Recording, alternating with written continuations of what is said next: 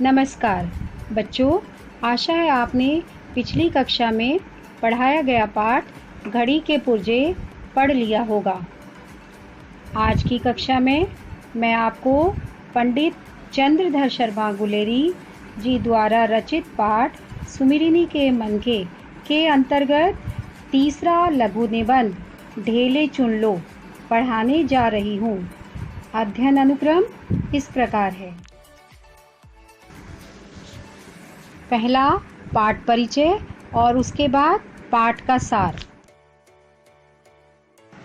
पाठ परिचय के अंतर्गत सर्वप्रथम मूल संवेदना, उसके बाद समाज में व्याप्त अंधविश्वास, तत्पश्चात वर्तमान पर विश्वास। अब पाठ की मूल संवेदना पर विचार करते हैं। यह निबंध लोक जीवन में व्याप्त अंधविश्वासों पर व्यंग करता है, अर्थात उनका मजाक उड़ाता है, जो हमारे समाज की गहन तथा गंभीर समस्या है।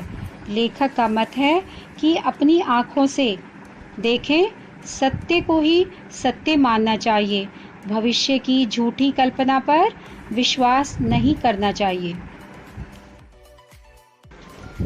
समाज में व्याप्त अंधविश्वास अपने जीवन साथी को चुनने के लिए सोने चांदी तथा लोहे की पेटियां अथवा विभिन्न स्थानों की मिट्टी के ढेलों पर विश्वास एक अंधविश्वास मात्र है, जिसका कोई वैज्ञानिक तथ्य नहीं है, जो समाज के सहायक न होकर घातक सिद्ध होते हैं। वर्तमान पर विश्वास। लेखक मोर, कबूतर, मोहर, पहाड़, चक्की इत्यादि विभिन्न उदाहरण देकर अपने विचार प्रस्तुत करता है कि भविष्य की नींव कल्पना मात्र पर न टिकाकर सत्य की मजबूत धरती पर खड़ी करनी चाहिए।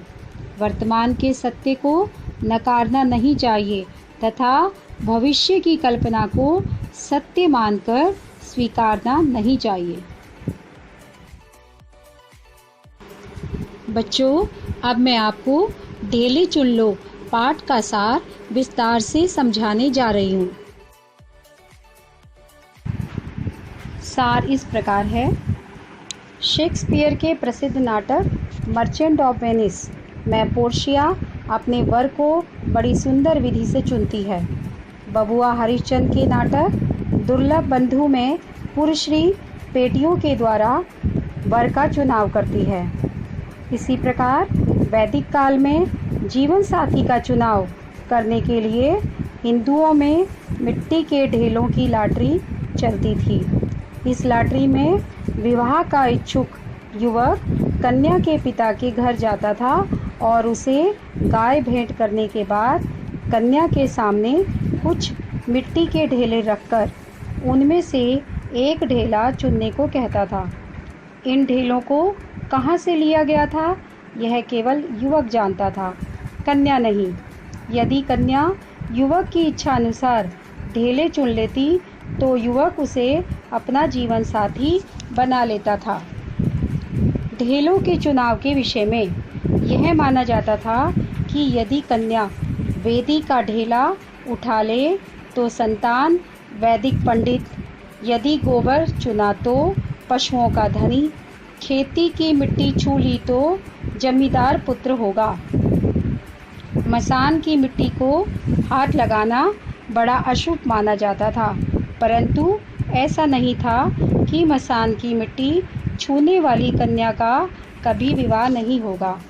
यदि वही कन्या किसी अन्य युवक के सामने कोई अन्य ढेला उठा ले तो उसका विवाह हो जाता था।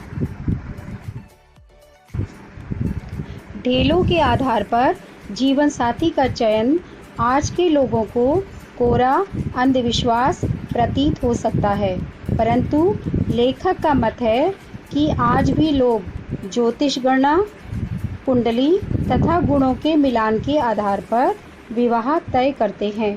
लेखक के अनुसार यदि मिट्टी के ढेलों द्वारा जीवन साथी का चयन अनुचित है तो ग्रहों, नक्षत्रों की चाल के आधार पर जीवन साथी चुनना तो और भी अनुचित है। लेखक का मानना है कि जो हमारे पास आज है उसी पर निर्भर होना अच्छा है, बजाय उस चीज़ के जिसकी हमें भविष्य में मिलने की उम्मीद है। भविष्य अनिश्चित है, पता नहीं वह वस्तु हमें मिले या ना मिले, इसलिए भविष्य की अपेक्षा वर्तमान पर विश्वास करना उचित होगा। ठीक उसी प्रकार लेखक जीवन साथी के चुनाव के लिए मिट्टी के ढेलों को ग्रह नक्षत्रों की काल्पनिक चाल की गणना से अधिक विश्वसनीय मानता है, क्योंकि ये ढेले वर द्वारा स्वयं चुने तथा एकत्र किए गए हैं।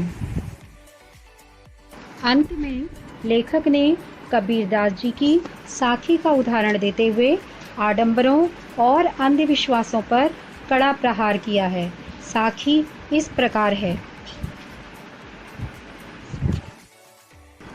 पत्थर पूजे हरि मिले तो तू पूज पहाड़, इससे तो चक्की भली पीस खाए संसार। कबीरदास जी कहते हैं कि पत्थर पूजने से भगवान मिलते हैं तो वह पहाड़ की पूजा करेंगे। इन पत्थरों से तो चक्की अच्छी है जिससे आटा पिसता है और संसार का पेट भरता है। यही स्थिति मिट्टी के ढेलों की है। यह जीवन साथी चुनने की अंधविश्वासी परंपरा है। यह किसी व्यक्ति के भविष्य को बर्बाद कर देने जैसा है। इस निबंध में लोक विश्वासों में निहित अंधविश्वासी मान्यताओं पर चोट की गई है। लेखक ने जीवन में बड़े फैसले अंधविश्वासों के वशीभूत होकर न लेने के लिए कहा है। आशा है बच्चों आपको पाठ का सार समझ आ गया होगा।